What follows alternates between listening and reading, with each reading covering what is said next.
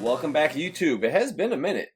We've been busy, but I do have a new retro. Air Jordan 14, the black toe. I was just making a post about the Jordan 9, comes out tomorrow, and how caca those look. And people are like, well, why don't you just don't buy retros? You're never going to be happy. I'm like, I am happy. These make me happy. Okay? Not every retro is perfect. Not every retro is shit. You know the word. But this one is nice. Okay, I know some people were bad mouthing them. Maybe they just didn't have them in hand. They know the expectation, but first impression out of the box a few days ago, I was pretty impressed, and I was like, I'm curious how they're gonna look once I get them in hand versus the OG. Definitely some cool stuff. I'm happy to see kind of the pearl midsole finish on the paint right here. You can see that fleck in it. It looks really good. This is a little shinier than some may like. You could matte that out. I got a video for that too. But I like it. I think it looks good. It's definitely got a more of a sheen to it versus the OG. But it looks really good. When we do the comparison, this is a size 11. And I have a size 10.5 for the OG. So size scale is pretty close. The leather, I'm happy with it. You know, it doesn't feel bad. It doesn't feel cheap. It is $210. It is steep, but I really love this colorway. Jordan to the Max, went to the IMAX. If you're familiar with that, it's on Blu-ray. I have a copy somewhere. I was trying to dig it up, but couldn't seem to find it. But I'll hopefully drop some slides or something in there.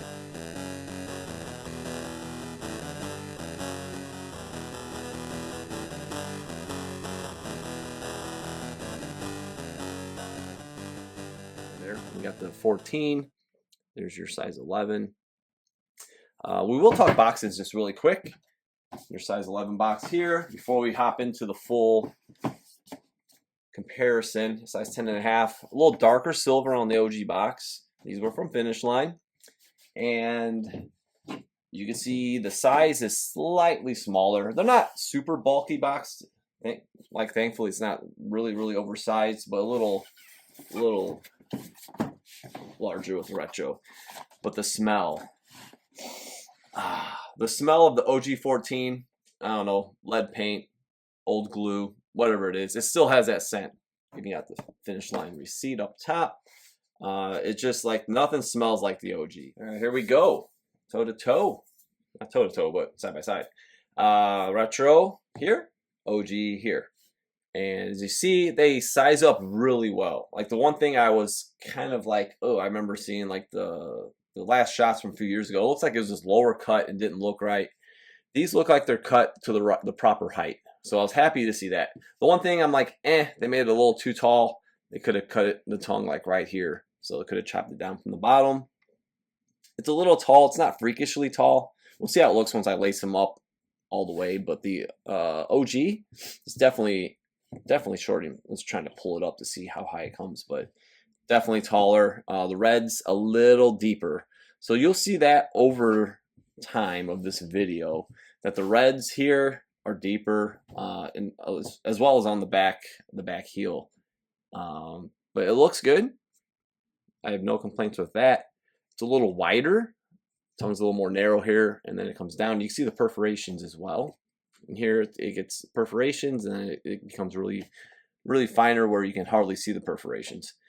Toe box slant, very pointed. When I talk about old videos of Taiwan versus Korea, this obviously is not either of them. It is made in China, but this has a resemblance more of like the Korean shape, and this one doesn't look bad, but it reminds me of the Taiwan, like Taiwan versus Korean Air Jordan 7, Air Jordan 10 steel, like those videos that I compared before. But yeah, that's just a little side thought. But yeah, the side panels here where it meets in the middle, it looks good. The leather, again, it feels good. Like no, it doesn't feel bad at all. Maybe slightly softer on the OG, but this, you know, is new. Obviously, this is aged. It doesn't break in, obviously, if you're not wearing it, but they feel good. We're gonna look at the heel next. All right, and here we're looking at the heel. here we have our OG and the 2024 Retro. Again, heights are on point. Red's a little darker, slightly. It's just a little deeper red. I wouldn't say darker, I would say deeper. The shape itself, it kind of bows in and then comes back out. This just kind of, it does have the curve to it, which we'll see when we back them up. But just on both shoes, it has this kind of like bowed and then it comes back out. Definitely more evident with the tire tread, Ferrari inspired. At the bottom on our OG here, the lines are not quite as pronounced, but it does look good. It doesn't look terrible. The reds here on the little accents, pretty spot on. Pretty happy with how the even how the cuts come down. Looks good. Again, you can see the tongue height is a little taller, and you can see even next to the OG, it's just slightly wider. But yeah, made in China, 6'8", size 10.5. So yeah, just a little wider.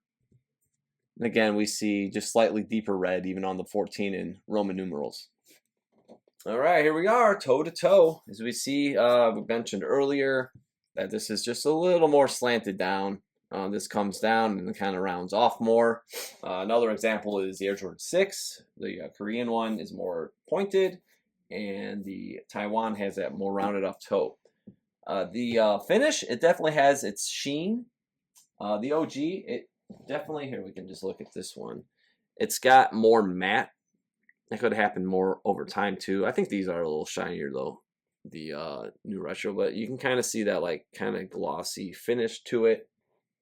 And on the Retro, definitely has a sheen. But again, that matte finisher that Angelus makes, if you don't like the sheen of it, it'll take that off. But I kind of like how it looks, and I think it looks good next to here, that plate. But yeah, speaking of very, very shiny silver, this is a little duller. It looks like the grooves are a little, I think it's just the visual of more shadowing because it's a little darker. But yeah, toe box looks good. Overall cut, it looks pretty good. I think this kind of, we'll flip them in a second, but this looks a little more elongated, and this comes in and that kind of swoops down more. But again, the side panels, they feel great on this one versus here. And we can see the Ferrari inspired Jordan emblem, pretty spot on both sides.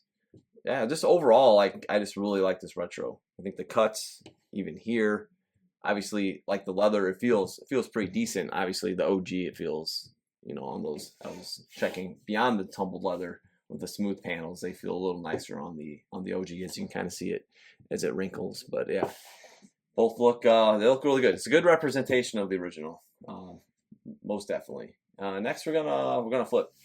All right, here we are. We're looking back here. You can see, as I mentioned earlier, the height's pretty much the same, cutting across here. On the Retro, it looks like it swoops down just slightly less, not much, but just overall about the same height. And you can see the shape here, kind of, as I was saying, it kind of bows in and then back out. And here, pretty much the same angle, but it just has that slightly different shape. You guys can see the plates here a little closer together. Of the silver, I definitely favor this though. It looks really good. Some oxidation here to the midsole as well. And also, we wanted to just pop in here really quick that we do. Good thing there's no polyurethane, right? We do have a white Jumpman. This was the Retro anyway drop, so no harm done. And then we have the white Jumpman on the OG as well. Let's see if we can get that in there. It's down in there. There it is. But yeah, that's pretty standard for the 14s and the lace tips. We have, this is the OG, and then on our new Retro, let's just put them side by side. A little oxidized, or just looking a little older. But yeah, they got the Jumpman on there on both sides, so yeah, they replicated them pretty nice. Just a little shinier, the new one. So that, little details, they replicated all of them, so that's really good to see. We're going to take a look at the outsole next. All right, as we look at the outsoles, once again, we see lighter red and darker red. And the red here, it's pretty much matching up to there. And this one looks kind of glossy and kind of has this same red finish. But yeah, pretty spot on. The outsole actually on the retro, it does have a sheen to it. I don't know if that's showing up on the camera, but it does definitely have a sheen to it. Shape-wise, looks good. Sometimes the outsoles, the way they're made, or look too flat, or they don't have the rounded shape that they should, like the OG 11s.